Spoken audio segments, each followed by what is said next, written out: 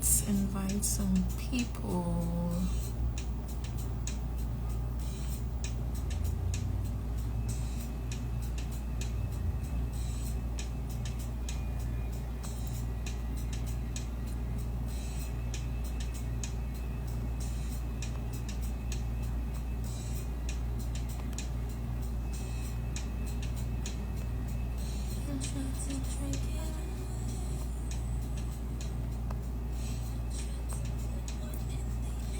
Hello, sending evening greetings to the people coming into the live.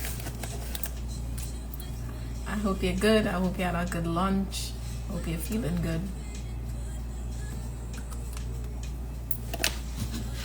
Share the live with your folks, with your communities. Let them know we lime in, we vibes in. We have a really exciting interview scheduled with Nicole Joseph.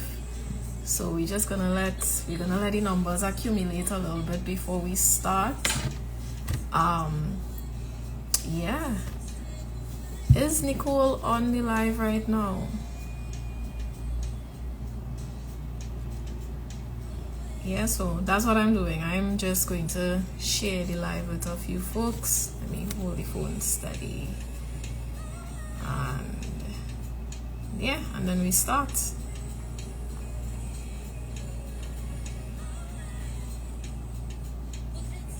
And if you have lunch, you know, you could sit down and eat your lunch while we chat it up.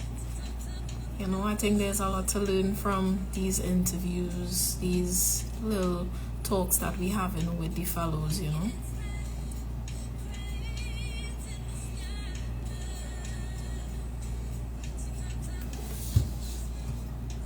Yeah, so yeah, we're just waiting for a few folks to come in. I'm seeing somebody sending me a request, but I can't accept it. Sorry. We're gonna be chatting with Nicole Joseph today, but you're gonna have the opportunity to send us some questions directed towards Nicole, and you know. So let me see if I can send a request to Nicole.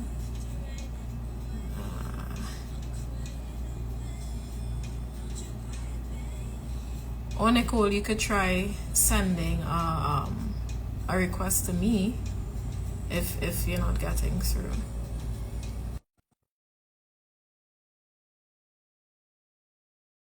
To join the live.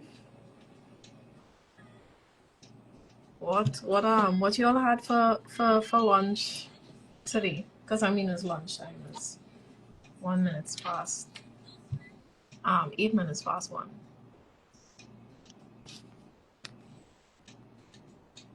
You can comment below and let me know what you all had for lunch today.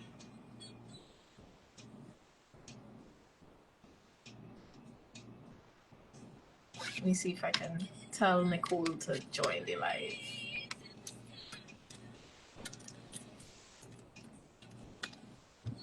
Curry fish and dumpling. Wow, that's a lunch for champions, boy. I'm guessing that Nicole is unable to join. Let me see.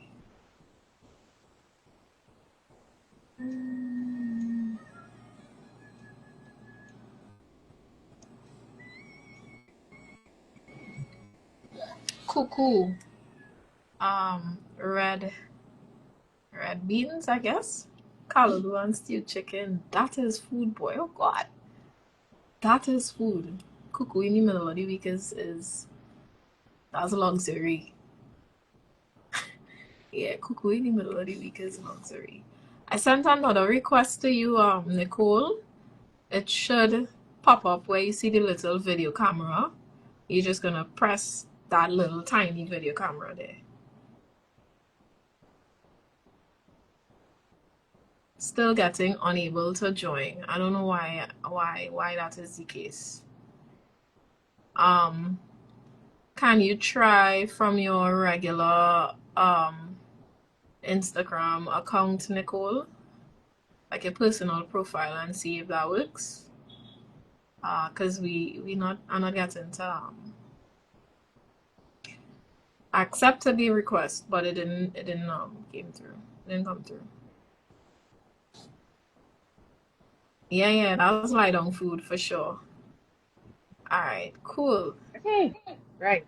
You can hear me, right? You're hearing me clearly. I am hearing. All You right. hear me? I am a little soft, but I'll raise my volume. Um, cool. So, I think we're ready, and we could start. Everybody was just telling me what they had for lunch today. What you had for lunch today, Nicole? Yeah, well, I was seeing that. I actually have not had lunch as yet. That's crazy. I had a cup of coffee this morning, and that was it for the day so far. No, that not good at all. That But not good at I'm all. seeing these things, and I'm going, who I need to go buy for lunch, boy? Yeah. Don't worry. I there with you too. I haven't had lunch yet, but I have my lunch, and it is okra rice with fresh salad. So I'm looking forward to that. A little saltfish okra rice is. Mm-hmm. Mm-hmm. That's the kind of thing that's hit the spot, you know. Okay, cool. So Nicole, how are you? How are you doing? I am. I'm all right. I'm all right. Lots of stuff going on, so you know, constantly in sort of code switching. Um, Yeah. between classes that I'm taking and classes that I'm teaching and work. You know, it's been an exciting time, I have to say. This year come out to show off itself. Good. No, that's good. That's good that you keep it seem like you're keeping very busy. You're very occupied. And you know, I mean, I'm not a busy for busy sake kind of Yeah, person, yeah. but I suppose you could say my inherent fastness just get me into all kinds of trouble. So there's always something that you go, oh, that looks interesting, you know.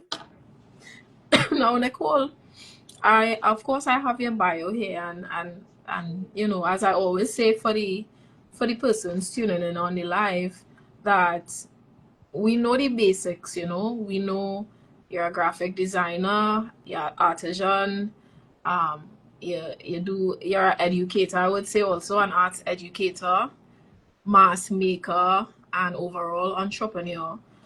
Tell us a little bit more about yourself, like beyond the bio. Who is Nicole Joseph?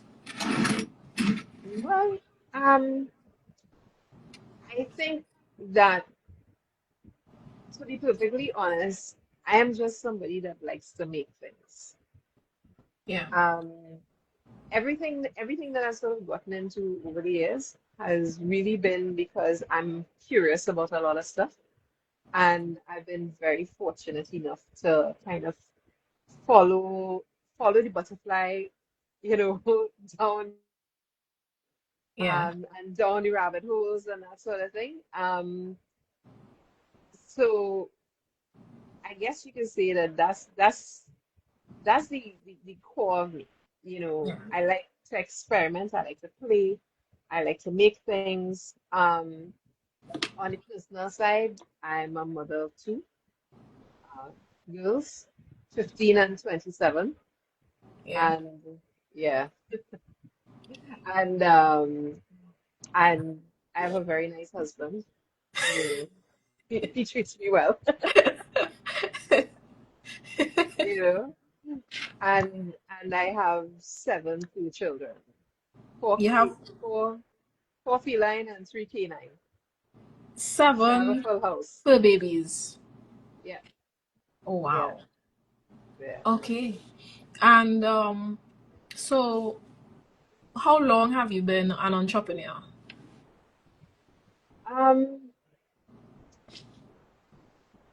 that's a really good question. I mean, I've been practicing as a freelance graphic designer for about 25 years. So, and I've been charging people, so I suppose you could say that I've been an entrepreneur for about 25 years. Yeah. Over the years, I've started a number of other things. So I have a boutique bakery called Stuff Kitchen, and Okay. that's been in operation for about, I want to say about 4 years now. Yeah. Um, the Creative Loft, um, it was sort of registered somewhere around 2015 or so, but so I've sort of been continuously um, dealing with clients Right. across different industries for about 25 years. For about Um, 25 years. for about 25 years. But I still have a hard time thinking about myself as an entrepreneur because um, you know how we are in the creative industries.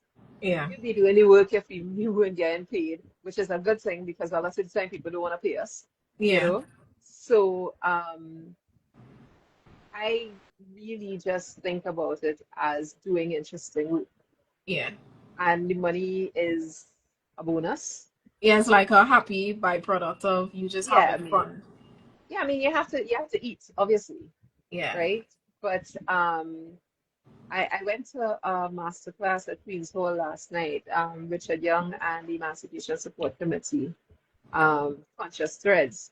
And he was saying it, I mean, the money is never the main focus of why we are doing the work we're doing. Yeah. So I think the entrepreneurial side of things is that we sort of have to be either coaxed or directed or dragged kicking and screaming into those sorts of financial considerations Yeah. outside of well, we eating. You know what I mean? Yeah. Yeah. Yeah. Um, so where the graphic design is concerned, are you self-taught? Did you learn from courses? You went to school? How did you stumble across graphic design? Okay, so when I was about 18 or 19, I was working at an advertising agency, a little advertising agency called Michael Marketing. And they did press ads for GTA supermarkets. Mm-hmm. Those center spreads with the pictures of the products and the prices and that kind of Yeah. thing. So I would sit next to the graphic designer and I would call out the prices for, you know, so peanut butter, 6.99 kind of thing. Yeah. And observe her using the software. Yeah. And at the time, kitchen marbles, it was PageMaker and Freehand and Quark Right. Express, right? So a lot of it was through observation. Um, I've never done courses, but I set myself tasks to learn the tools and the software, especially Yeah. when I started to use things like Illustrator. Yeah. But I don't actually ever use the term self-taught. Right. I always tell people I'm a self-directed learner because I Right. always learn from somebody. And I think it's the top end of hubris to call oneself self-taught, you know? So I always acknowledge that I learn from everybody. Right. Yeah, so that So was the thing. not self. And what programs do you use? I see you mentioned Illustrator. Are there any other programs that you're dabbling in? So so currently, in terms of the publication design, I use Illustrator, Photoshop, InDesign. I make heavy use of Microsoft Word and Yeah. Excel because as a publication designer, one of my specialties is annual reports. So Right. when you have to start dealing with the numbers, you need to Yeah. understand um, to be able to manipulate them using Excel. Yeah. And a lot of the times you will get your files, your digital files in Word, and then you have to sanitize them. And there's nothing better than Word for that, to be honest. If you try to do that in InDesign, you'll be there forever. Right. Um, Outside of that, well, I've used in the past um, PageMaker, Freehand, Quark Express, yeah, legacy programs that I think Quark Express still exists. I Um, haven't heard of that one. I haven't. I um, haven't. and I had a stint at Carrick where we were using PCs. So I was using CorelDRAW and Okay. Corel Paint there. Yeah. Um, so yeah, I think that's pretty much what's in my suite of products that I tend to use All right. on a So daily I'm basis. I saw you mentioned working how much ever years ago um at this company and seeing the ads that being created for JTA. Can you give us like a brief timeline of your career? So like from secondary school, I don't want to age you. I don't want to age That's all you. right. That's all right. I mean, okay, so I don't I don't mind being aged. I mean, I'm in a very good place. Yeah. Um, I'm in a very good place because, I'm over 50. I'm 53. I'll be 54 in less than a month. Oh wow. And so when I came out of secondary school, I went to Holy Name Convent. I came out after Form 5, and then I was in I think it was the inaugural year of Roy Tech. Right. They had a new Really? revenue. Yeah, Okay. 1988. Oh, that's crazy. It is, it is. Feels like yesterday until my bones say, no, it's not yesterday. Um, so my mother thought that I should explore banking. So they had a program, it was Introduction to Banking and Computer Technology, something like that. 11 months, 9 months in classroom, and then 2 months internship with RBC. Yeah. And after that, so I I kind of knocked about a little bit. I started working at that advertising agency. Um, and I will say this, I think I've probably had about 20 something jobs Oh, wow. across industries. When I moved out of home, I started working at a real estate company. I trained in general and life insurance with Algico, now Oh, Pan wow. American Life.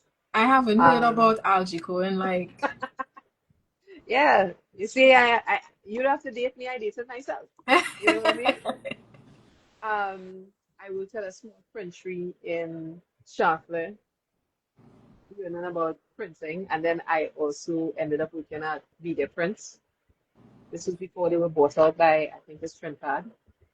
Um, I I went into well, I worked at Carrick for a while. I did graphics at Carrick, which the yeah. Caribbean Epidemiology Center, which is now CAFA. Okay. Um, so got a lot of publication experience there and working in the health NGO sector Mm-hmm. as well. Um, I worked at Peaks. I think Peaks was my first real job. But before that, I worked at Harvey's Leathercraft, and I Okay. learned how to work with leather. And then I worked at John Dickinson, so I learned about stationery, and you know, so I'm kind of knocked around from pillar to post. Yeah. Um, when I left Carrick, I decided that I wanted to go out on my own. Mm-hmm. Um, but truthfully, I kind of stayed home with my daughter. She was just about 9 months when I left Carrick. And I stayed home with her till she was about 2, before she went into preschool. And just as I was thinking, oh, my savings are running out, Yeah. somebody called me and offered me some consulting work. And I was like, Oh. yeah, okay, Oh, you wow. know. Yeah. So things kind of worked out. Somewhere in there when she was about 3 and change, I did work. at Lonsdale for a couple of years. So I got my foot back into advertising. Yeah. And since Lonsdale, I have been happily self-employed. Let's call it that. You know? Um, so it's been a twisty turny journey, you see? Yeah. As I say, I just follow the butterflies. So You when know? you say so fully, how much years now have you been I want to say a full-time entrepreneur? Okay, well, let me see. I would say probably in the region of about 20, 21, 22 years, maybe, give or take. Really? Yeah. You make I did Lonsdale a sound lot of like stuff very early. it was yesterday, you know. You know, I'll tell you something. To me, it feels really funny because, um, when somebody says, oh, yeah, 1986, to me, 1986 was just there. And then when you say, ooh, 1986 is 29 years ago, or whatever it is, or 39 years ago, whatever it is, Yeah. clearly I'm not maxing right now. Um, you know, it is wild to me sometimes because it feels like it was just yesterday. Yeah. And then I go, oh, wait. Because when I was doing the bio, for instance, and I was like, oh, wow, I've been doing this stuff a long time. Yeah. That's curious, you know. But I mean, like, I like to surprise sometimes, okay, yeah. Because I, I, I always feel like I'm always learning. Yeah. So, and because I work on a diverse range of projects and products and that sort of thing, it's always this fresh, new, um, uncomfortable learning experience sometimes, Yeah. So it doesn't feel like I've been doing the same thing for, Yeah. almost 3 decades or whatever it is, Yeah. right? It just feels like everything that I do is, oh, this is a new thing, and Yeah. I kind of have the perspective of if I'm not learning something with every job that I do, then have I even worked? Correct. Or Yeah. did I just kind of trip through, the field or something, right? So I like to have interesting, um, challenging, uh, sort of new. So there's never really a sense of, oh man, I've been doing this so long, Yeah. you know, Yeah. Yeah. if that makes sense. Yeah, for sure. So now, well, we have already established that you've been busy over the years, very, very accomplished. Has you've dabbled in so many different sectors, let's say that. What exactly inspired you to apply for this fellowship? So, about 2 years ago, I think 2022, we're 25 now, so 3 years ago, say, um, I was in, I've done, to clarify, I've done a number of programs over the years, right? Everything takes a different perspective. So something might develop you in one way, um, and but there's nothing really going on in another area, Yeah. right? So in a sense, I look at it as I've been gathering pieces of a puzzle along the way, Right. Yeah. right? A little drop in the bucket here, drop in the bucket there. But two, 2.5 years ago, let's see, I was in a workshop on community-based tourism, Right. um, for the area that I live in, Diego Martin, Leisure. Um, and they were talking about the challenges to building tourism, community-based tourism products. Right. Um, what were the barriers, really? And a lot of the things that come up, the same things crime, sanitation, government services, that sort of thing. Yeah. Um, and I'm sitting down in this thing, trying to sort of make sense of all of the things that I'm hearing. And I made this little Venn diagram with that really covered the areas that are important to me. So, entrepreneurship, sustainability, and artisanal practice, Yeah. right? And also um, personal empowerment, right? Um, and there was just this big light bulb moment of, aha, like everything just sort of sat in this diagram, and I went, oh, okay, I understand what I'm supposed to be doing now. It's like Yeah. I was gathering the breadcrumbs along the way, Yeah. straight through with between business type courses, technical skill courses, just my own personal meanderings around YouTube University and Yeah. trying things and that sort of thing. Um, because I had started to feel like it was time for me to pass on what I knew Yeah. about um, mainly um, the practice of creating a sustainable products from an artisanal perspective, right? But because my creative practice and essentially my work life has been influenced and added to by all of the things that you pick up from the other industries that you work in, you know, and all of the other kinds of projects that you work on. There's some cross-pollination, Yeah. and there's also this things that are informed by other things that you learn. Yeah. So in coming to that place of understanding, okay, so this is now what I understand as my purpose group, right? And about it was during the pandemic. I was part of a group that did something for the I Am project with Yeah. Kevin. Um, and he was sort of leading us towards that. What is your purpose? What is it that you are looking to do? Right. How how is how is your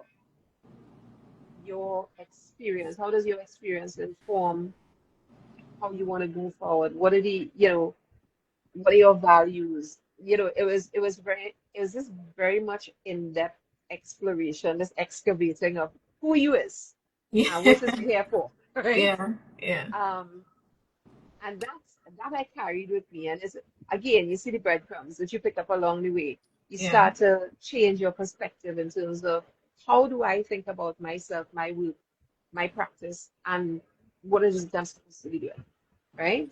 Um, so when I had that aha moment, I started to write things down. Okay, what is this? What does this look like? And trying to create a framework for how do I make a thing out of this that contributes positively to my community? And how do I want this to contribute? Yeah. Being very specific. All the smart rules and things like understand what is you doing and why you doing it and when you go do it by and Yeah. Yeah. how you gonna know if you're successful and all that kind of thing, right? So and Kevin was somebody that I wanted to talk to because he has such clarity in terms of what his vision is and what he is meant to do and where it is he going and Yeah. where it is he taking people and that sort of thing. Um, and I had reached out to him and I think he was either in Tobago or going to Tobago. And I said, all right, well, we go talk when you come back. And then life as it does. Yeah. And we never ended up connecting. And I was in an art class with somebody who had been in the program with me with Kevin, um, Kajal. Okay. And I saw the fellowship come up. And I was like, oh my God, this looks so interesting. And then I read and read and read and read and read. And so, oh, it's not for people like me. I'm over 35. You Right. know, clearly in my advanced state of decrepitude, I have nothing to offer. You know, Eh, you see a lot of these things is 35 and under. Yeah. You know, so if you spent a long time in the sandbox like me and you are now kind of figuring it out, like I now know what I want to be when I grew up. You missed the boats, Nah. right? And and I made a joke with Kajal and said, "Hey, girl, I realized I missed the boat. As I this program is not for me." And then I think it was sort of like a few weeks later, I got a call from Kevin saying that they're offering the accelerator Yeah. and if I'd be interested. So I was like, "Oh yeah, sign Yeah. me up. Where do Yeah. where do I sign?" Because um, I feel like now that I understand what it is I want to do, Yeah. and this was something that Kevin had emphasized as well, finding mentors, Yeah. finding people that can help you to get to where you want to go, help you to make the change and have the effect that you need to have, Yeah. right? Without having to constantly be reinventing the wheel. So, like I say, when I had, I think he was actually the only person that I had reached out to say, hey, I want to talk about this, Yeah. you know, right? Because I sort of needed to try and get a roadmap. So, in a sense, I get any roadmap, right? Yeah. You know what I mean? Yeah. Yeah. So, so that's the long around the No, no, world we have answered that question. that's fine. That's fine. And so as you were mentioning, and I just want to mention for the persons who listening that the program was initially a fellowship for persons who though have established social enterprises or small businesses and want to get a little bit of um, help in developing those ideas and kind of trying to understand like the landscape of the work now. But the accelerator program was really developed for persons who might have been a little bit more established. So we would consider you, Nicole, as somebody who is a little bit more established. Like you said, you've been doing this you're not starting from the beginning, you're not starting scratch. You've been doing this for a while, but still being able to give you the tools to propel your business and whatever you want to do to the next level. Now that leads me straight into the next question, which is, what are the social challenges are you hoping to solve with your business? Okay, so that's a big question. Um, okay, so I have, you know, what people like to refer to as a multidimensional creative practice. When you start using the big words and say, that I just do all kind of thing, right? Yeah, Right? And when I was coming up, somebody like me would be seen as being flaky and you don't know what you're doing and you can't settle down and that sort of thing. You jump from job yeah, to job, you're unemployable, all of that kind of stuff. yeah, Um, but I've had the opportunity to ask myself, what's the consistent thread? And the consistent thread has been exploring, creating, learning, yeah, right? Um, that if I could do that, I'm in hog heaven, right? Just leave me alone, throw food at me, and and I get to go, right? yeah, Um, but the important thing, because I think you have to start with yourself yeah, and what it is that you are doing and what is working for you, yeah, right? I have found that the process of learning allows you to learn how to be comfortable with being uncomfortable, Yeah. right? And it creates this resilience of sorts, right? But I've also found that there's no greater joy than when you see the thing that only previously existed inside of your head Yeah. find form, find its physical form, Yeah. right? And for me, whether that's a book, whether it's, you know, when I did ceramics class, I make a thing to put my toothbrush and I was like, oh man, I still have it there, still using it, you Yeah. know, even the mistakes, right? Because the mistakes will tell you, you're gonna do that again next time, right? Yeah. Um, so for me, I have seen how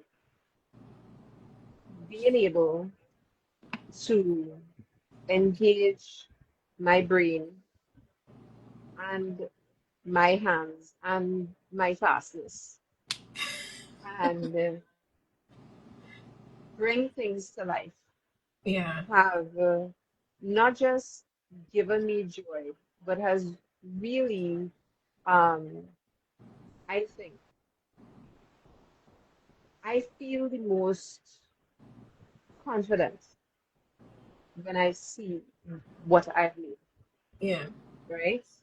Um, I believe in the arts as a tool for building self-esteem and Yeah. positive self-concept.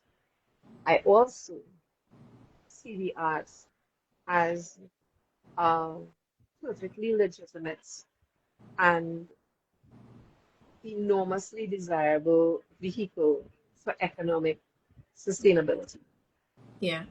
right? Um, I think that,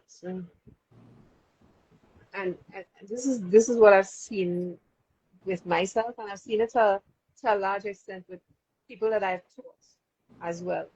When they have that aha moment, when the thing goes from looking like, you know, a steaming pile of garbage, and it comes out, and you go like, oh, I see where it can go Yeah. and where it's arrived. There's just this almost delirium, if you will, right? Um, we have we have a lot of problems in this country. Um, and I think that the largest of all problems is that we don't value ourselves. Right. We don't understand, we don't understand what our impact is, so therefore we don't understand our power, Yeah. right? So the person that throws a KFC box out of the window don't understand that there is impact in that activity, Yeah. and therefore they don't understand the power they have over their community, Yeah. right? And I think that the person that throws the KFC box out of the window is also somebody that does not love themselves, Right. because this is our place, right? You do anything to show your place or damage your place in a bad light, then you can't love yourself, because why would you want that for yourself, True. right? Um, and there are many ways that you could, or many reasons you could say that, well, we don't love ourselves or don't feel empowered or what have you, right? But I think that the act of creating is an antidote to that lack of self-love, Mm-hmm. Yeah. that that lack of empowerment, right? Um, and so on a purely esoteric level, it's about emotional wellness through creating, right? Through learning and playing and making, but also it is very difficult to engage high level thinking when you're hungry Yeah. or when you don't, when you cannot identify what your prospects are. Yeah. And you can't see how you're making the little bit of money reach the end of the month. Yeah. You know, we've all been there. You know, we run out of money before we run out of months, you know? Yeah. Yep. Um, so what I hope to accomplish, might be a big word actually. What I hope to make a small dent in Yeah. is to help to get interested persons, right? Because you know you can't drag people up a hill, right? Sometimes sometimes you have to take the people that willing, and then the people that might have been skeptical and look on and say, okay, well, I could get in on that now, right? Um, I'm not here to sink nobody because, like I say, in my advanced state of decrepitude, I don't have time for that, right? I don't have the energy for that, right? All I can do is to put it there and say, hey, you want to come and eat over? You know Yeah. what I mean? Yeah. Right?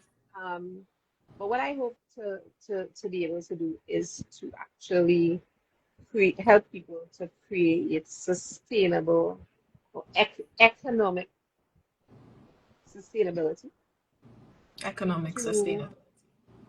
through um, creating a sustainable artisanal practice. Okay. Right. So in other words, we making thing, we making good thing, we making nice thing, we making crave-worthy thing, and people want to buy it. But what That's what in a is what nutshell. what is sustainable craft? So this is interesting. So this workshop that I went to, this masterclass I went to last night, the best description of what is sustainability that I heard last night was the ability to provide for our current needs while not compromising or negatively affecting the ability of future generations to provide for their needs, Yeah. right?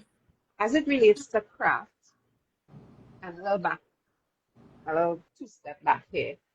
Last night, I took 14 of my students on a field trip. I'm Mm-hmm. teaching right now with the Ministry of Community Development's Community Education Program, Yeah. and I'm teaching a sustainable upcycle craft class. Okay. Okay, so we're having a lot of fun, and I took them to this master class last night. It's about sustainability in fashion Right. specifically, but I think that the aforementioned cross-pollination thing means that if you can understand how one industry or how sustainability can be applied in one area, and particularly the creative sector, because there's just a lot of overlap, right? Then it will be much easier for you to apply it to your own creative practice. Yeah. So my exploration of sustainable artisan practice is that I make things out of garbage, Okay. right? I make jewelry and accessories, signage. Right now, I'm making a carnival individual mask, right? And so far, I've been lucky. All I've had to buy for him is PVC connectors, so Yeah. elbows, tees, that sort of thing. Um, and my aim with my work is to produce things that are no less than 75% post-consumer waste. Right. Okay. So it's about learning how to use products that have passed their end of life, whether that is because they're deemed as single use, Yeah. or they've just been used to where they can't be used anymore for their original purpose, Yeah. right? Um, and giving it, giving those materials, reimagining how those materials can become something new, Mm-hmm. right? Um, in whatever your creative practice is. So if your creative practice is miniatures, well then the world is your oyster. If it's visual arts and you're a collage artist, I have a collage artist in my class, Yeah. and you know the magazines, the fabrics, the papers, you know, that kind of thing. Um, Carnival costumes, right? Carnival is one of the most unsustainable activities. Yeah. Because I mean, Agreed. and to be fair, it's very difficult to be sustainable in Carnival when you have a 5,000 member band. It's not like Yeah. you have a mini band and everybody can make their own costume, right? Yeah. You know, so um, I think it really comes down to reimagining all of the things that we use, and once we take out the useful parts of, you know, so you buy a thing, it comes in a box, right? Once you take out your thing, how can you reimagine what's left, Right. right? How can you give this a new existence? Yeah. And for my part, I emphasize that I'm I don't make garbage out of garbage, right? Yeah. I One of the things that I told my students this, I think about 3 weeks ago, was that nothing leaves my studio unless I love it. I have to have a hard time getting rid of it. I have to have a hard time. Oh God, okay, fine. You want to buy it here, you know, right? Um, because if I love it, Yeah. somebody will love it as much as I Yeah. Yep. Yep. Yep. do, Yep. right? Um, and that means you have to pay attention to craftsmanship. You have to understand the purpose of everything that you make, you know, so everything has some kind of function, even if it's purely decorative. Yeah. For So sure. I'll give you an example. We were talking about sealing things with resin. I generally tend, I love resin. I love it. It's not sustainable, so I was really trying not to use it, Yeah. right? So, but they were talking about sealing stuff with resin. So I had a piece, a cast resin piece that I made years and years ago. Um, and I had left the resin clay. And I brought it in and I showed them. It's yellow and brittle.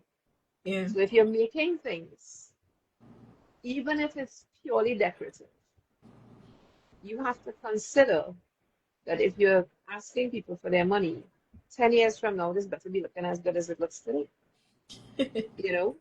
So every aspect of it has to be thought about Yeah. very deliberately, um, very consciously, and you know, thinking about, because you are giving something a new life, so you need to understand what that life is. You know what I mean? What you want that life to be. Yeah. You know, is very similar to parenting or baking a cake. You gotta Yeah. understand what it is you want to end up with. I remember when my big daughter, I looked at her when she was maybe about 4 years old. I'm thinking, you know, these little aha moments that you have. And I went, well, oh shoot, you know, I really need to think about what kind of adult I want this child to grow up to be. Yeah. Because, you know, you have to put in what you expect to get out, right?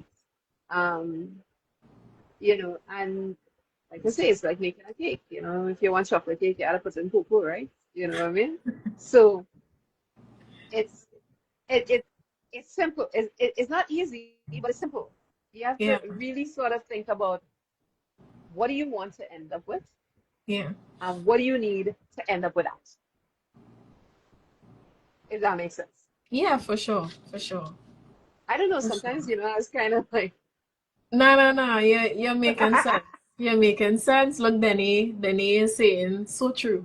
I think that's when he was referring to the making art and making sure that you love it. before you send it out. That's what she was referring to, I think. Deneka could correct me if I'm wrong.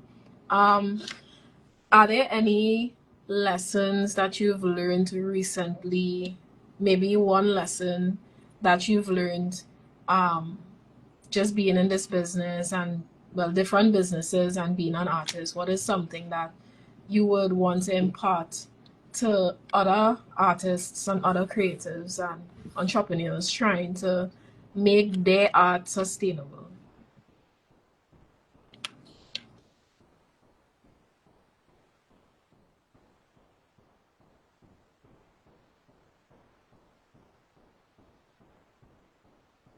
We actually not hearing you. Sorry. I Yeah. think the I think the biggest thing with yeah, I think what was happening there is that my phone is deciding that it wants to thing. So let me just plug in a charger. Um, so I think part of the biggest thing that will make your work sustainable is, and this came out again from this thing yesterday. As I tell you, it was like going to creative tutor. Big up Richard Young and that panel because it really and the Emancipation Support Committee. It really was like going to creative tutor. I was just like, well, yes, yes, yes, you know. But I think that the biggest contributor to making your work sustainable as an artist, an artisan, a creative, an entrepreneur is that you have to love it, right? You have to love it. You have to be in love with it because it's not always going to treat you nice. Yeah. You know, the the logistical part of materials and those sorts of choices, right? Um, if you are interested in becoming or being a more sustainable artisan, that is something that comes straight from what you value as a Yeah. person, Yeah. right? And what you value as a person will be things that you love, Yeah. right? So it starts with loving what you do and wanting to make the best thing, Yeah. right? Wanting to do the best thing for your practice, your environment, your community, your world, our little bright blue marble, you know, um, and thinking globally but acting locally, you Yeah. know. So it's it all stems from love, you know, loving loving yourself, loving what you do, loving the people that you're doing it for, Yeah. right? Loving the place that you're doing it in, right? And that is gonna drive everything else. Yeah. You can't put a foot wrong if you are positioning everything within that box. Yeah. You know? Yeah. The other thing about being a sustainable artisan is that you have to be comfortable with being uncomfortable, right? Because, and this is from the practical perspective, Yeah. right? I I love learning new things. Um, and every time I learn something new, there's this period that I call the period of suckage. When you suck hard, you look at us and you go, why did I think I could do this? You know Yeah. what I mean? Um, the upside of sucking in that situation is that you only have up to go. You're only going to get Correct. better, right? Yeah. You're never going to be worse at this than you are right now. Right So now. Yeah. enjoy this, right? But it's also the place of the greatest amount of discovery, the greatest amount of exploration, because you don't know nothing. So you could go in any direction, right? Yeah. And it's important, I feel, to be able to sit with the discomfort of not knowing Yeah. and not being good. You know, it, when you make yourself comfortable with that, right? Your practice is just going to, there's no limits to where your practice can go Yeah. because you could embrace all of that. Yeah. So things that I've learned, those are the things that keep me going. You know, play, explore, Yeah. create, you know. But the big thing really is it's something that I told my students when you're working, and this is specifically about working with sustainable materials, right? Is that a lot of it is trying to force a square peg into a round hole, right? You're trying to reimagine something in a way that it wasn't meant to go, Yeah. right? Um, every piece of work you make is going to be a prototype in one way or another, right? So it's important to look at everything as if you're discovering, right? And I use the sandbox metaphor a lot in my class because I don't tell people what to make. Yeah. I tell them I'm teaching you about materials, I'm teaching you techniques. You make what you want. And it is what I've realized is that a lot of people are not comfortable sitting in that space Mm-hmm. because the way that we've been socialized is that people tell us what to do, and then everybody, I mean, you've done classes, you go into class, we're making a box.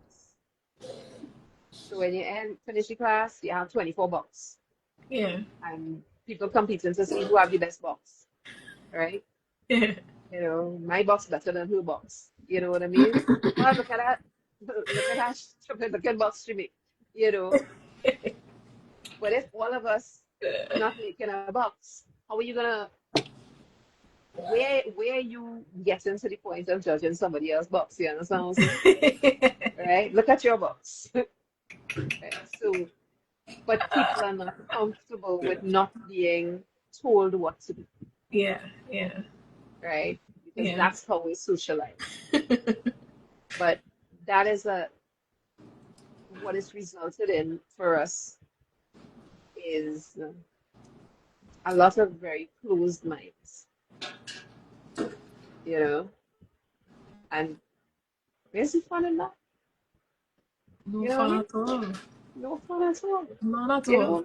know, make something if it's stupid looking. I'm sure somebody will tell you, but it could be it's stupid looking, but you love it. Say, yeah, what? I love it. You know, and that's important too because you know when as a creative, when you take something it only existed here, Yeah. and maybe it existed a little bit in here, Yeah. right?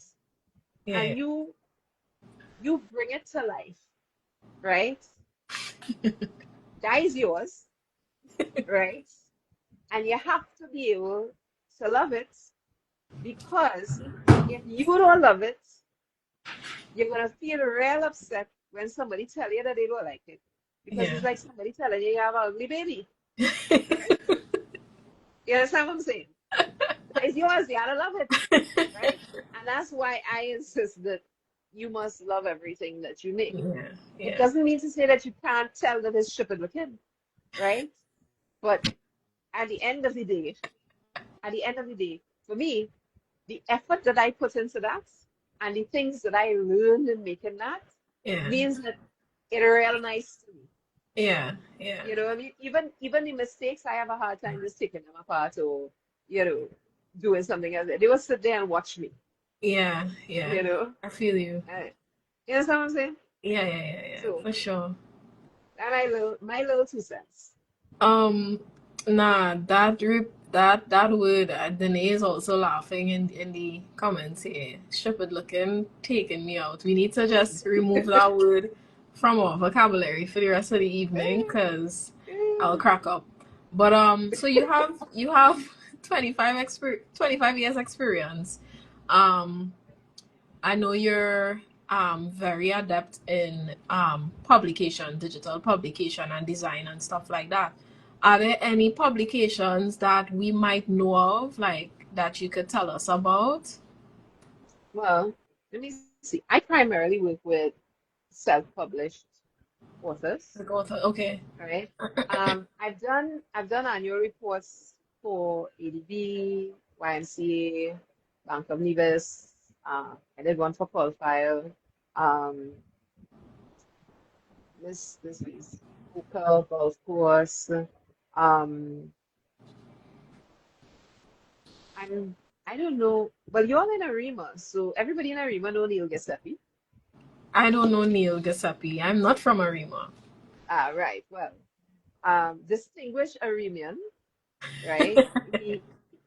He he actually is a very accomplished son of the soil. His mother was Undine Giuseppe. She had an article in The Guardian, I think it was, for many years. She was country's grammarian. Don't stick on the English, you know what I mean? But I did both of his books. Um, another Remian I recently last year finished a book for her, um, Valerie Laurent. Okay. Um, but mainly I work with self-published authors. Yeah. So not a lot of the publications that I do end up sort of and with annual reports. So a lot of these things do not end up in the public domain in the way Right. that say monography or something like that might end up in public domain. Okay. Um, by the time they sort of get their sales, From disseminating stuff themselves and stuff like that. yeah, generally speaking. Yeah. Although Neil's books did, I think they were in Nigel fan, Okay. for some time. But No but Neil. yeah, so mainly I work in recent times with self-published authors outside Okay. of corporate work. Are there any awards or accolades that you've like accumulated over the years? Oh no. Not You yet. mean, well, I mean, okay. I think that I think that I'm not. That's never been my interest. Yeah. Um, one, and nobody had nominated me for nothing, so you know. Um, so as far as I know, nobody had nominated me for nothing. Yeah. But I personally, um, I personally don't see that as a yardstick. Of course. When I was younger, I'll tell you something. When I was younger, you know what's a successful business meant to me? That I could go to the beach on Tuesday morning, and then my child didn't need to have a babysitter because I didn't ever have to find childcare for her, Yeah. right? Yeah. Um, so it's I think success is very much in the eye of the beholder, Yeah. right? I still feel like like grasshopper learning, you know. I'm just it's I know it sounds strange being in it for this long. Yeah. Um, but I can tell you that I have two publications that have been placed in the UN General Assembly because I That's did work for big. UN. I worked for, did work for UNAIDS. Um, uh, Publication work that I did for CAREC was presented around the world on at World AIDS conferences, Yeah. you know. But it's just Nicole, that is it's an work, accolade. Nicole, it's that is work, an accolade. it's work. You know what I mean? You do the best work that you are capable of doing, Yeah. right? Um, oh, but I did have an artist talk last year. Okay. I had my first artist talk last year for Green Screen Festival, That is also an accolade. right? I made a kobo. His Yeah. name is Sponge Cake for Proper Foundation. And he was the subject of the artist talk at the Screen Festival opening last Yeah. year. So, if that's an accolade, well, yeah, okay, I'm gonna take it. Yeah, I But think that's an accomplishment. but again, like I say, it's about the work and it's Yeah. about loving the work. I love sponge cake. I didn't want to give them to him, even though they paid for him, you know. Yeah. But you should look him up online. The Copper I'm Foundation definitely won going to. mascot for TIC last year. So yeah. But I think it's always about you, about doing the best work that you're capable of doing.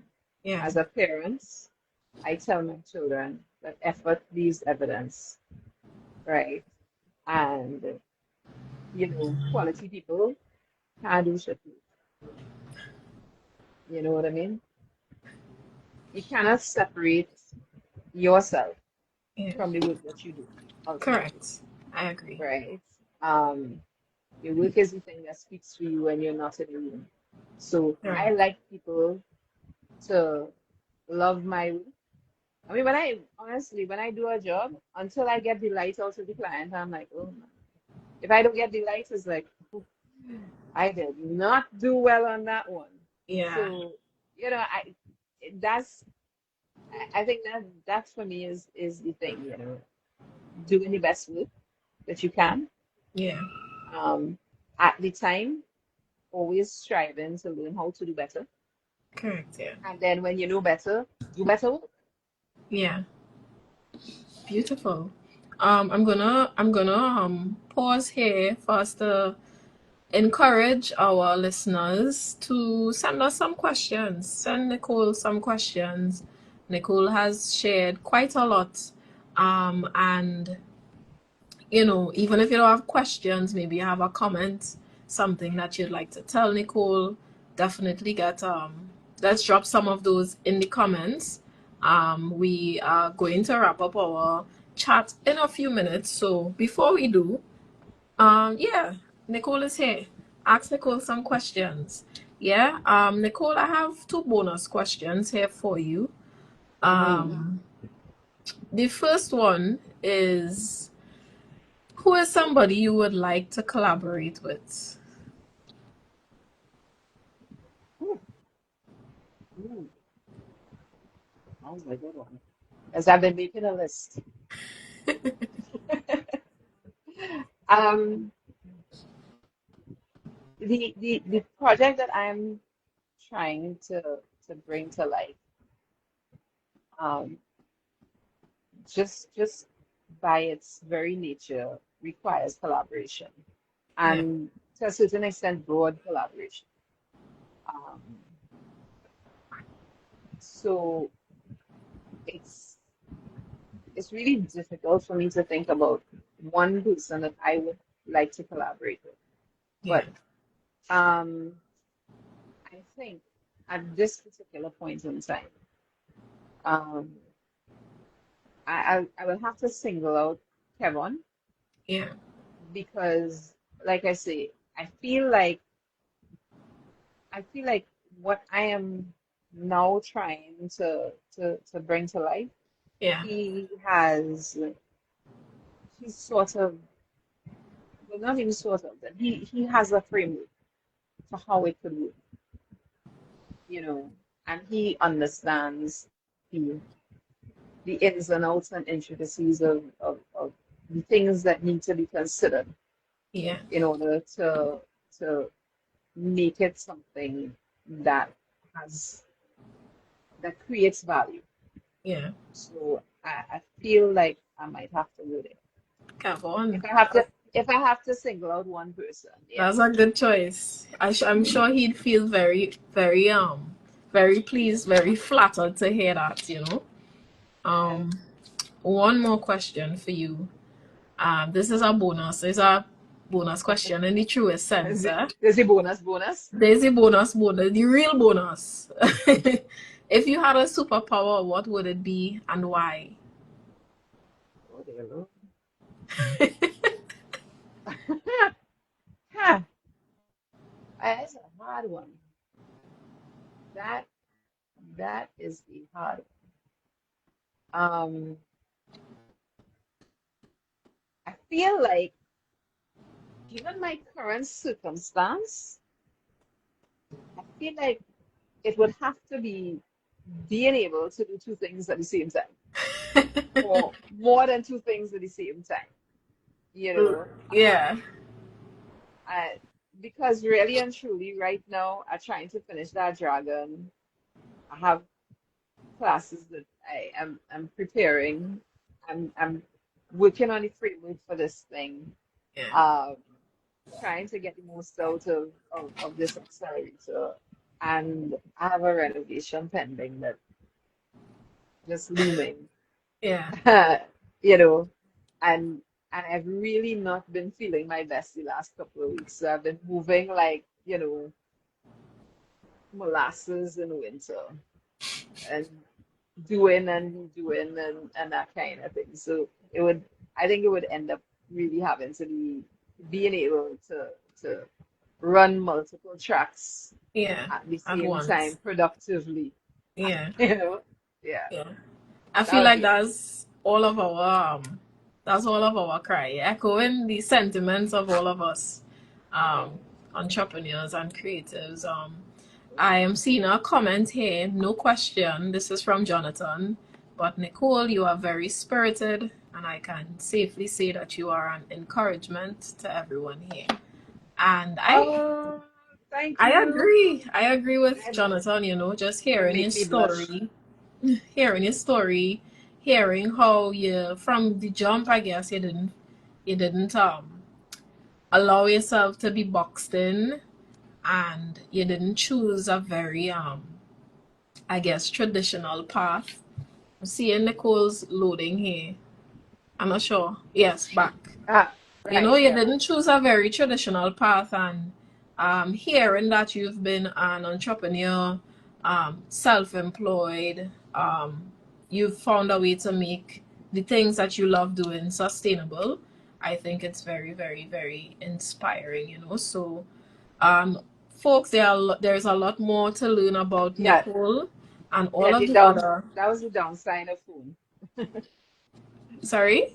Because you blanked out for a minute. You blanked out for a minute there and realized it was a call coming Oh, okay. Sorry. in. What? Yeah. Well, I telling you sorry. That's okay. I was just saying, you are a big inspiration to a lot of entrepreneurs who might be thinking about taking their businesses and their creativity a little bit more seriously, and seeing that they could build like a career from it. So, folks, this is your moment, to give us some more questions, comments before we wrap up the live. Nicole, I do want to say thank you so much for joining and having this little chat with us, with me. This was Um, yeah, I think it was pretty cool fun. just I got rid of hearing. the stage fright. You was frightened for what? I tell you, sir, chill, calm vibes, is cool vibes, not too serious. You didn't seem nervous to me, at least. Uh, Yay. I think it was a pretty good conversation, and one I think that we would be extending on a little bit further when we do have the other sessions and we do meet in person and stuff like that. Um, yeah. Any questions for me before we wrap up, Nicole? Or I mean, I have not been as present as because of course I've just kind of been trying to juggle a lot of things at the same time. yeah, But I'm I just want to say thank you for you know just you all doing this and for taking the old lady in. You know what I mean? I I be honest, Janika, I can say that because in my mind, I think in my brain I'm sort of like I have 17-year-old boy mentality. You know what I mean? It's just like, you know what I mean? Um, until my body says to me, no girl, not yeah. today. You're You not know? there. You're not there. Yeah, yeah, no, no, no, no, no, no. Don't kneel down in church because you might be able to get back up kind of thing. But no, I'm just very, very grateful, for the opportunity to kind of accelerate the the the effort that the path that I'm on, Yeah. because I, you know, I think one of the things with the sustainable practice is that you realize that on your own you can't really make much of a difference. Yeah. I can't I can't touch the waste stream. You know, I can't I by myself I can't even use all the garbage that, is created in my household necessarily. Yeah. You know what I mean? So the opportunity to take that and to create a mechanism for amplification and Yeah. to create an ecosystem. Ultimately, that's my goal. To create an ecosystem, to Yeah. create a community of sustainable artisans that can support one another and, be a force, not just in communities, but just across the country, you know. And also because let's face it, being a creative is, yeah, it's frustrating and it's hard and it sucks a lot, sometimes, but it is a very happy, very fulfilling place Yeah. to be mentally and emotionally, I agree. right? Um, and being able to exist in that, Yeah. get up every morning and go, what should I make today?